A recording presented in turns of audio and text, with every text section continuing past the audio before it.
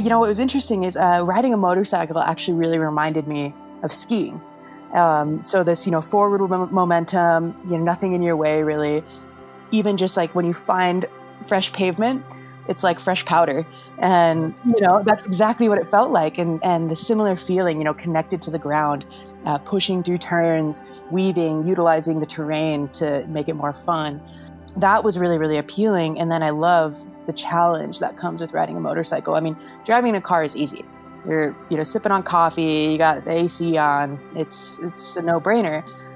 Where riding a motorcycle, you're connected with it and you're actually doing something together. And you're trying to get from A to B and you have this task at hand. And so it feels like a partnership and you feel like a team, and things don't always go well and you have to figure out how to get through situations.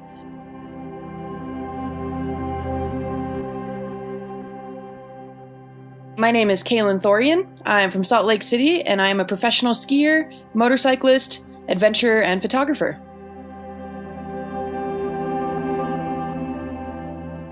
My folks were like classic ski bums, and we were living in Idaho, and they used to try and drag me up to the resort to get me to go skiing, and I'd just be kicking and screaming, like, no, I hate it. I had no interest in cold sports.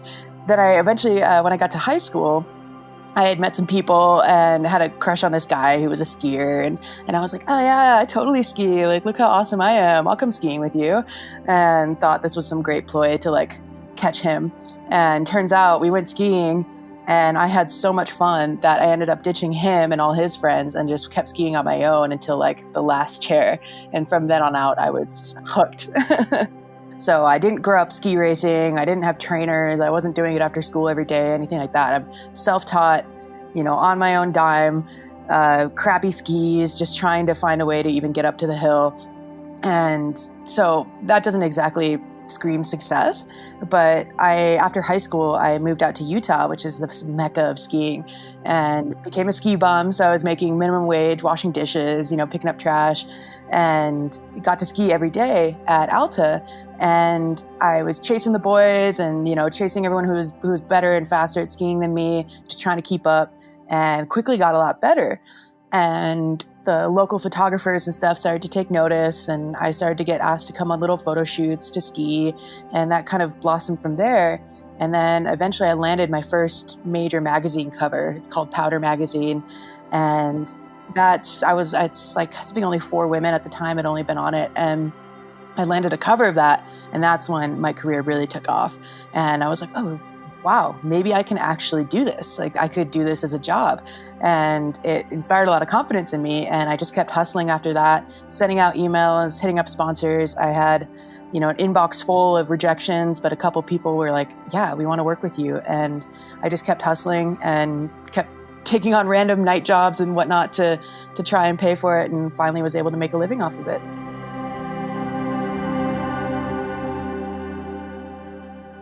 Even for me, it was surprising the impact that skiing had, because I wanted to just kind of do the cookie cutter life. I wanted to go to a good university and get a really good job. And then when I started skiing, it gave me a confidence and sort of a sense of fulfillment that I had never experienced before. Just like any angsty teenager, you're looking for something that inspires you and that, really, really gives you some good, you're looking for a passion.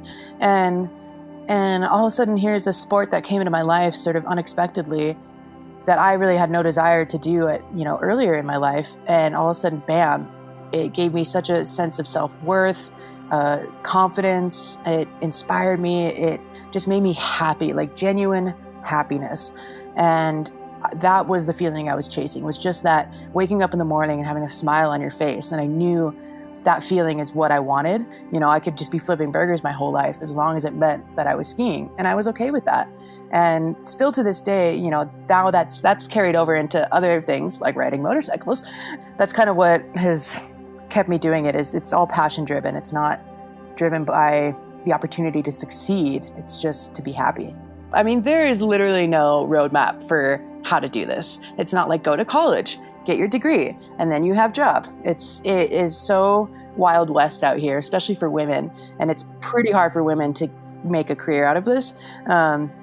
And so, yeah, my mother was just heartbroken. She wanted me to go to college and be successful in that way. My dad just has always just been like, it's your life. I trust you, just don't do something stupid, which was actually the perfect advice. And then, so my mom was heartbroken when I walked into, so I dropped out of college. That didn't help. And I went for a whole 2 months and then was like, nope, this isn't for me. I want to go skiing. My mother's heartbroken when we're sitting in the office signing the papers that I'm leaving. And then, so that sucked for her. And then I got the Powder magazine cover though. And she was like, okay, well, I see something.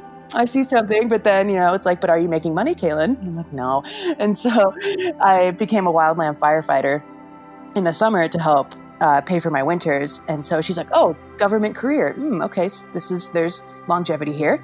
And so I did that for a few summers. And then when I was like, hey, I'm going to quit being a firefighter, again, broken heart. She's like, but Kalen, there's like retirement packages and, you'll be able to have a living. And I'm like, but Mom, I don't like it. Yeah, I'm like, I don't like it. It doesn't make me happy. And so that was another moment. But when I signed that contract with Solomon, finally she was like, okay, my daughter, she just wants the best for me, make sure that I have food on the table and a roof over my head. So once that was signed, she was actually very proud of me. And she was like, I never understood what the hell you were doing, but it looks like it worked. I have a slightly different story. I've always been a little jealous of, the kind of generational Harley owners and people that my grandpa rode one and great grandpa rode one. And I am the first generation Harley rider and owner in my family. But the seed was definitely planted when I was young because of my dad. So like I said, I was a tomboy. And we grew up wrenching together, and he bought me my first car, which was a 1974 CJ5 that didn't run. So we spent the summer fixing it together, and he had an old Honda like sport bike. So that was about the only slight taste of motorcycles that I got. I rode on the back of it once. My mother was appalled, made him sell it. That was it. But I always loved things that went fast. I loved engines, I loved gasoline, I loved diesel, I loved, all that good stuff. And I wanted to be a race car driver when I was, younger. And so that seed was definitely planted. But then once I went down the ski bum road, I can barely afford a meal, let alone a motorcycle. And so I knew I wanted one eventually, but I had to make some money first. But as time went on, I did a really, really big, I was always making excuses as to why I couldn't do it. It was like, oh, it just sounds really hard. I've never ridden a motorcycle. Like, how do I even start? And making up all these excuses. And I went on a 18-day solo backpacking trip. And I put down 270 miles by myself in my own head, which gives you a lot of time to think and process things. And it was the hardest thing I'd ever done.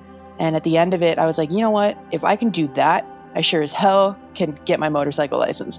I went home and I started doing the research on it, and I found the Riding Academy and was like, oh, okay, wait, so my friend had just done it, and she's like, yeah, you just sign up and then you take your test and you have your license and you're done. And so I signed up for it, and then I started looking at motorcycles, and I found this awesome 1993 FXR for sale in Colorado, and it was within my budget.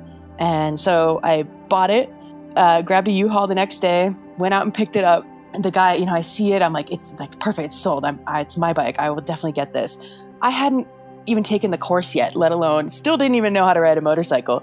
And this guy's like, oh, do you want to test drive it? And I look at my wrist like I'm wearing a watch, which I wasn't. And I was like, oh no, I got to get going. I trust you. I'm sure it's fine. I just got to hit the road. I got to get home. And he's like, okay, well, yeah, just go ahead and load it up onto the trailer and it's yours. And I turned to him, I'm like, do you mind loading it on the trailer for me? and he's like, yeah, sure. And so he loads it up on the trailer for me. I'm like, all right, thanks, man. But he did have a sweet thing. He said, he looked at me and he had a little glint in his eyes because, it's his baby. And he was like, I have a good feeling this bike is going to a good home, that it's going to get used. And he gave me a big hug and sent me on my way. And so then got home with it. My buddy helped load it into the garage for me. And then it just sat in the garage until I took the rider's course. Took the rider's course, passed with flying colors. It was awesome. I had a great time. But then, these were all the bikes at the academy with all the roll bars, crash bars on them. And I get home, I'm like, I'm going to ride my FXR. And then I look at this like shiny FXR in the garage, and it took me a week because I'm by myself. Like, I don't have anyone to help me here. So the first step was just rolling it down the driveway. And then I would just like ride circles around the neighborhood. And then I went to the elementary school in the parking lot, and I would like ride circles there. And the next big step was like, oh, I made it to the gas station. And then, I went to the store, and I rode through another neighborhood, and I just branched out from there. And and then one day, a friend of mine who was actually really helpful with my riding, he's like, hey, let's go ride up to Guardsman Pass, which is a very sort of popular ride that everyone does here in Salt Lake. And I was like, okay, like I can do this. So we start going up. It's a twisting canyon. And he's like, we can turn around at any point, don't worry. I'm like, okay. And so we start riding up, and I'm going so slow, but just like slowly going up the canyon, going up, and I make it to the pass. And I hop off my bike, and I'm jumping for joy, and I'm so excited. After that, hit the freeways. A month later, I went on my first solo trip down to southern Utah, by myself, and went on a ride. And from then on out, that next summer, the FXR blew. Her and I put down 25,000 miles together in a summer.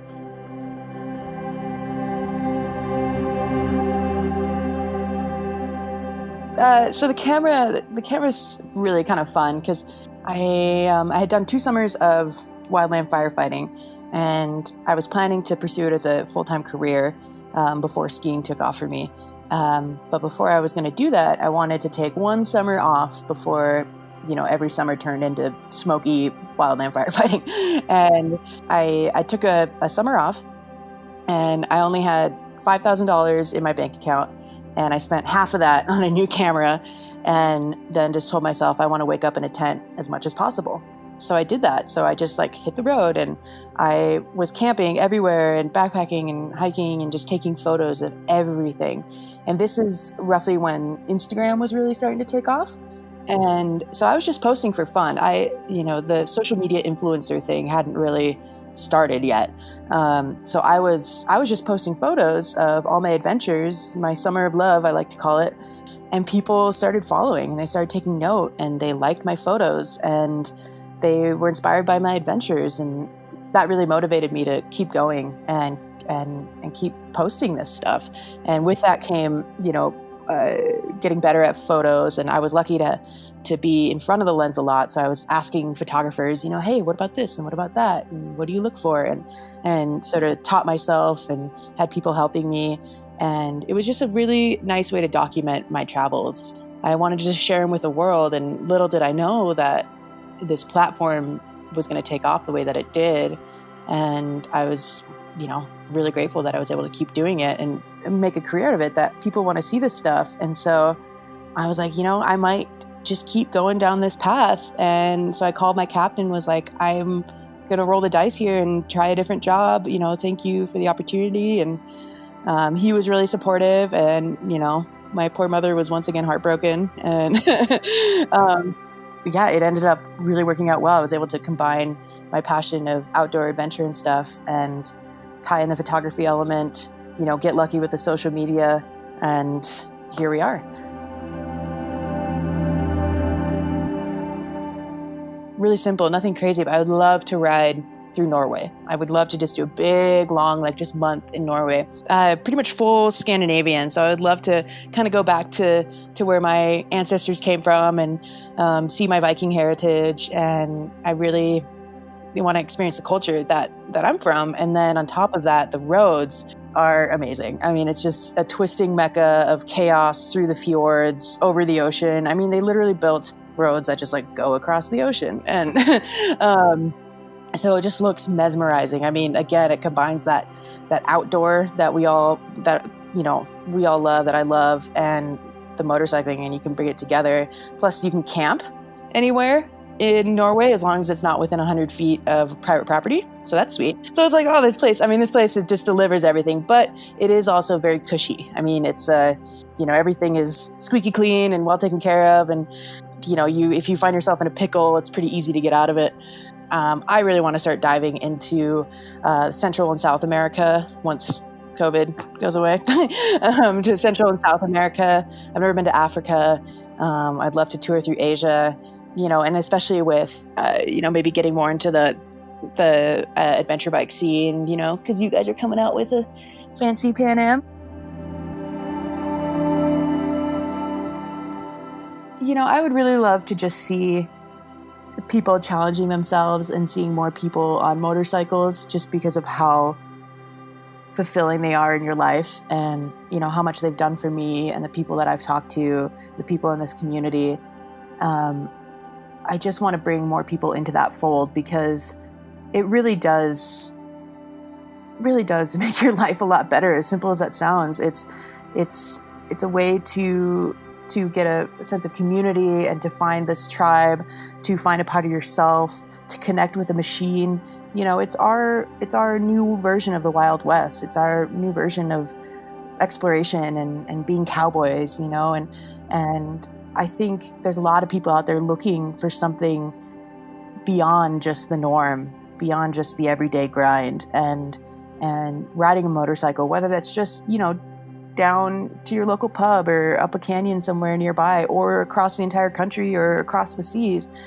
It doesn't matter. There's something about Harleys or something about motorcycles that brings your life to another level and brings your joy and your happiness to another level. And I'm hoping I can just see more people on it, especially people that maybe are struggling or having, even identity issues. That's how I fell in love with skiing and fell in love with motorcycles. I'm like, who am I?